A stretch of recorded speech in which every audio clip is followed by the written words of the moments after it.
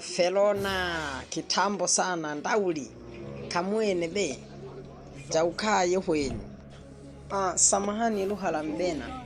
Yani mimi mwenzako, yani toka nilivyokuja huku mjini, yani nimejikuta kibena nasahau kuongea. Yani hapa ukiniongelesha ni kama naelewa hivi, yani naelewa, ila tatizo sasa kwenye kujibu ndo changamoto. Lakini bwana anyway, ni nzuri, nivumilie hivyo. Kie. Aha. Yani uveve udweke huhika hibena. Wesi ulikuwa unavalishwa mabango yale ya speak English au Kiswahili. Hakuna lugha ya tatu iliyoandikwa pale. Lakini ulikuwa hujui Kiingereza. Unafikiri uliongea lugha gani iliyosababisha mpaka ukavaa bango, Bango liliandikwa speak English au Kiswahili, not kibena, Alafu Kiingereza ulikuwa hujui. Alafu ukavaa na bango. Wewe unafikiri uliongea lugha gani kama sio kibena?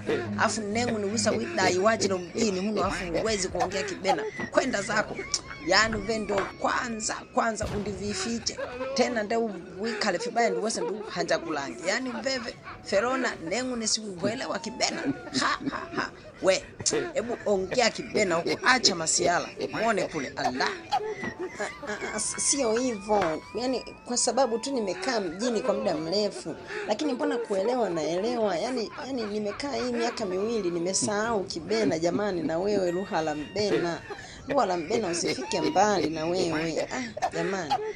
Heke hapa Felona usemilo kibena wewe unasahauje miaka miwili umekaa nacho miaka mingapi, Umepeuli la kwanza mpaka la 7, unaenda mpaka form 1 mpaka form 4 bado naongea kibena tu, unavaa mabango tu, ni wewe tu miaka yote mabango, afu leo unataka kujifanya hujui kibena wewe.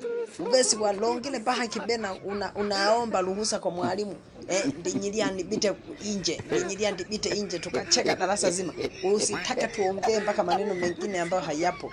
We bwana wewe unajua kibena au haujui kibena? Niendelee kuliamsha hapa. Kwenda zako ndugu pefengu langu ne.